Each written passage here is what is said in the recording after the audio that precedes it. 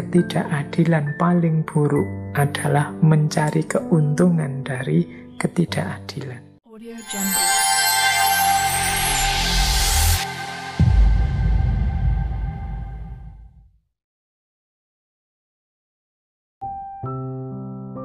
Keadilan akan tegak kalau hukum tegak.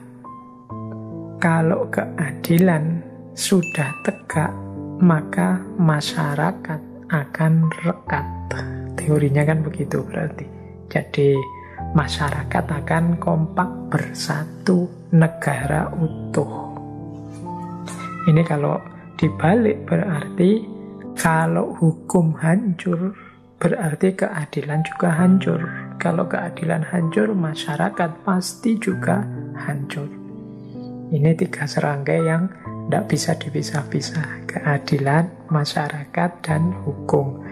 Maka mari kita sangat hati-hati demi keutuhan negara. Pertama-tama aspek penegakan hukumnya. Kalau hukum, aturan, undang-undang itu insya Allah ya semua negara sudah punya. Apalagi kita Indonesia ini sudah sangat kaya dengan hukum, aturan, undang-undang. Tinggal penegakannya serius atau tidak.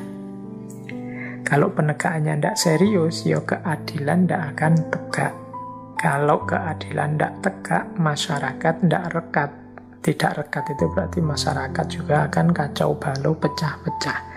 Ya kalau masyarakat terus pecah-pecah, gontokan sesama sendiri, sejarah mengajarkan kita ya biasanya tidak lama lagi satu kerajaan, satu dinasti, satu negara bisa jatuh.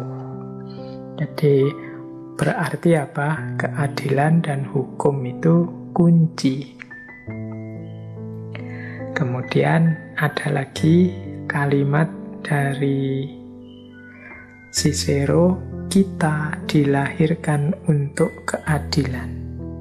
Dan apa yang adil itu didasarkan kepada yang alami, bukan yang opini.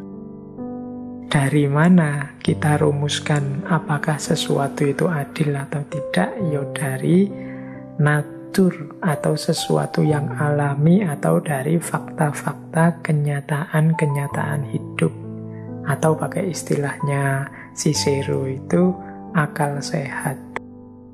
Jadi kalau bahasa agama ya sesuai dengan sunnatullah, itulah adil. Maka kalau teman-teman nanti belajar tentang hukum itu kan ada standar-standarnya, rumus-rumusnya. Antara lain aspek-aspek natural atau yang alami, yang jadi parameter keadilan. Yang jelas bukan opini.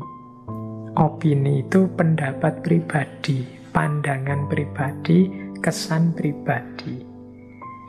Kalau keadilan kok standarnya opini-opini, ya nanti setiap orang menganggap pikirankulah yang paling adil, pandangankulah yang paling adil, opinikulah yang paling adil.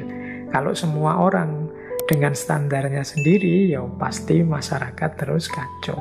Maka kalau dalam prakteknya ya dasarnya tetap hukum yang sudah disusun demi keadilan. Yang hukum itu antara lain dasarnya adalah kondisi alami, kondisi harmonis, seimbang dalam kehidupan. Jadi ini rumus kedua, pemahaman kedua tentang keadilan. Keadilan itu bukan opini-opini, pandangan-pandangan pribadi. Karena kadang-kadang pandangan pribadi itu ya hidup sejauh dan sesuai kepentingan dan jangkauan berpikirnya. Jadi kata Cicero, ya jangan opini lah, tapi dasarnya kondisi alami, kondisi natural, sunnatullah dalam hidup ini. Itulah sumbernya keadilan. Bahkan selanjutnya Cicero berkata begini, pengetahuan yang dipisahkan dari keadilan dapat disebut sebagai kelicikan dan bukan kebijaksanaan. Ini hubungannya dengan pengetahuan, kebenaran yang kita peroleh. itu kalau dalam prosesnya sudah tidak adil, maka tidak bisa dia disebut kebijaksanaan, tetapi kelicikan. Pengetahuan yang tidak adil itu misalnya pengetahuan yang hanya melihat separuh data, separuh fakta, yang separuh tidak dilihat. Hanya mencari yang menyenangkan, mengenakkan dia. Yang lain tidak dilihat. Hanya demi apa yang dia inginkan. Yang di luar yang dia inginkan tidak dipedulikan. Nah, ini kan tidak adil sudah. Mungkin dia menyebutnya, saya benar loh, saya punya datanya loh, tapi saya juga sudah memikirkan ini, saya punya faktanya dan lain sebagainya. Tapi kok datanya dipilih, faktanya disaring yang cocok dengan keinginannya saja. Wah, itu berarti sudah tidak adil sejak dalam pikiran. Kalau sudah begitu, berarti itu bukan kebijaksanaan. Kata Cicero itu lebih dekat dengan kelicikan. Jadi orang licik itu kan begitu, pengetahuannya dipilih-pilih yang menyenangkan, menguntungkan dia saja. Jadi bahkan sejak level pengetahuan, sejak level pemikiran kita harus adil. Kan masih pikiran, Pak, belum diterapkan ya. Kalau masih pikiran, maka pikiranmu tidak bisa disebut bijaksana, tetapi disebut licik. Jadi licik itu berarti orang yang culas, ingin enak sendiri, ingin menang sendiri. Kalau sudah diterapkan, apalagi itu berarti sudah lahir kezaliman. Jadi ini jadi fokusnya semua orang, karena puncaknya nilai dalam hidup itu keadilan.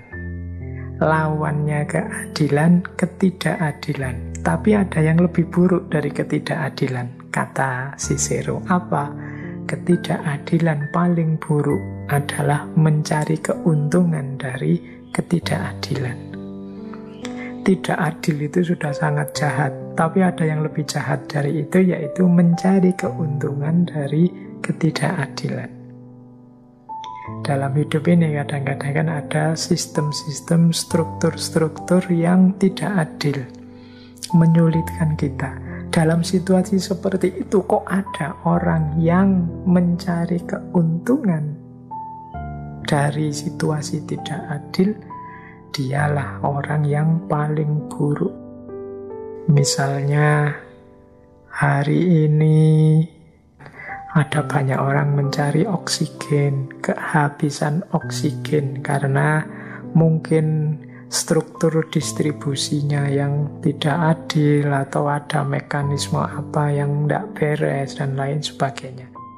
Harusnya yang sakit-sakit itu mendapat jaminan kesehatan, tapi tidak bisa, situasi tidak bisa melahirkan itu. Nah, terus ada orang-orang datang memanfaatkan situasi yang tidak adil itu untuk mencari keuntungannya sendiri.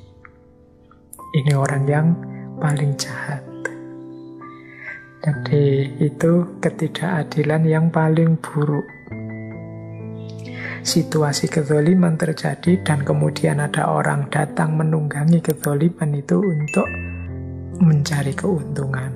Ini mungkin bisa kita renungkan untuk kita tidak masuk ke sana, atau kita waspada jangan sampai terjebak oleh orang-orang yang mencari keuntungan dari situasi tidak adil.